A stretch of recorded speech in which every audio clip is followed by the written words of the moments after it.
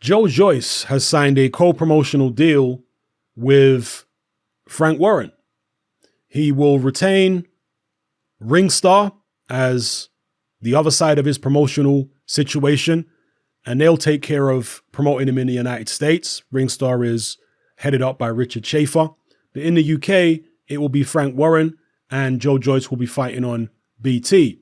Now, there had been talk prior to the announcement of this deal between Joyce and BT and Frank Warren. There had been talk about Joyce facing Daniel Dubois, who is, of course, another Frank Warren BT heavyweight, for the British heavyweight title. But since Joyce has put pen to paper and signed this deal and announced it publicly, he now appears to be backtracking a little bit. Joyce does, in terms of making this fight happen. Now, some cynical-minded people might say Joyce and Dubois were never going to fight.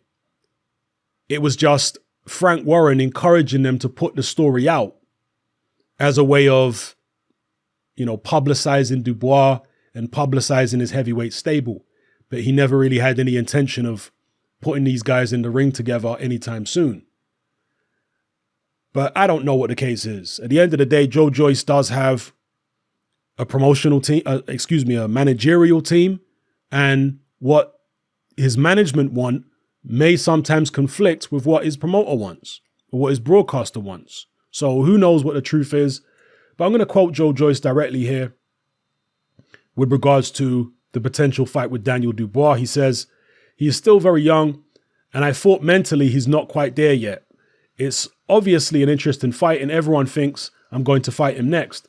But Dubois has much more to gain from our fight than me. If he knocks me out, he is suddenly in line for the WBA regular and the European. But if I beat him, then I have only beaten a kid.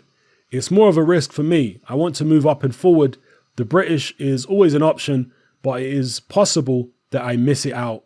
We will see. So those are the words of Joyce. Now, this is what I expected Joyce to say before now. I expected Joyce to say, I'm going to go for the European. I'm going to go for the WBA regular. No disrespect to Daniel Dubois, but I'm kind of looking past his level. And that's not to say Daniel Dubois is not at the level of a Joyce in terms of his ability. I'm not saying he is. I'm not saying he isn't. The point being, the British title is at a particular level. The European title is above that level. The WBA regular is above that level. And Joyce is looking above that level. So when they announced that terms have been agreed for Joyce to face Daniel Dubois, I was surprised because I didn't expect Joyce to be particularly interested in a British title fight at this stage. And now it appears that Joyce is thinking along the same lines as I expected. So let me know what you guys think in the comment section below. Are you disappointed by this? At the end of the day, terms agreed is not a fight signed and sealed. Yeah, you can agree terms and then change your mind at the last minute before you've signed any paperwork. In fact, even after you've signed paperwork, you could change your mind and pull a sickie, pretend you got an injury. I think David Haye did that a few times, allegedly. So I think a lot of people are going to be disappointed, but to me, this makes sense actually for Joyce to be going in a kind of different direction than the direction most people expected him to go in. I'm expecting Joyce to maybe be targeting someone like an Ajit Kabayel for the European or Manuel Charr for the WBA regular. So anyway, let me know what you guys think in the comment section below. Was this all some elaborate plan by Frank Warren to make people believe that he was going to put Joyce in there against Dubois? Or, was it just Joyce's decision him and his management team made? Let me know what you think. And in terms of Frank Warren signing Joyce and what that means for Frank Warren's stable, it's a great move for Warren, obviously. Heavyweight boxing is hot right now, so every promoter should be looking to sign as many heavyweights as possible, particularly a heavyweight like Joyce, who's got Olympic pedigree, amateur pedigree, was in the World Series of Boxing, one of the hottest heavyweight prospects in the world right now. So great signing for Frank Warren. And really a missed opportunity for Al Heyman PBC, because Joe Joyce had signed with Al Heyman. I'm not sure if he's still with Heyman now, but he clearly won't be part of the PBC UK shows if indeed those are going to go forward anymore at all. Because Joyce really would have been a poster boy for PBC in the UK. So to see him doing this BT Frank Warren deal, they have to be disappointed about that. And maybe it shows us that Al Heyman and PBC are not that committed to the UK market right now. Maybe it was a little bit of a red herring. So we'll see what happens. But as far as Frank Warren, great move for him.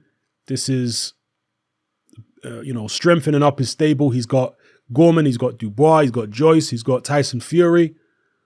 That's a great set of heavyweights to have. Hopefully, he matches them up against each other sooner rather than later. That's what we want to see. Because previously, Frank Warren had talked about waiting to build all these guys up until they're ready to have a stadium fight. I didn't like that kind of talk.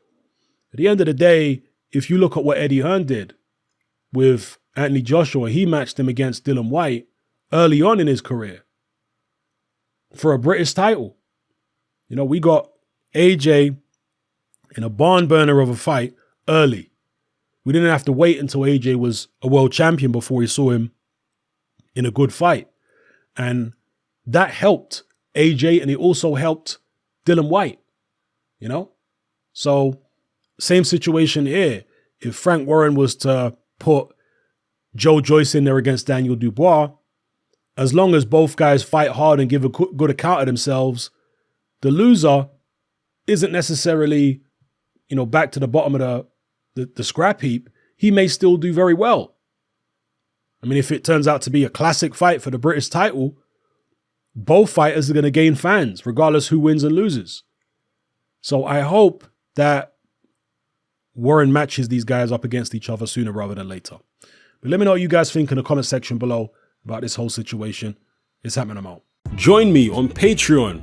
I upload a minimum of 2 podcasts every single week, covering a wide variety of controversial topics, as well as live stream Q&A sessions. Take a look on screen right now at some of the podcasts I've produced so far.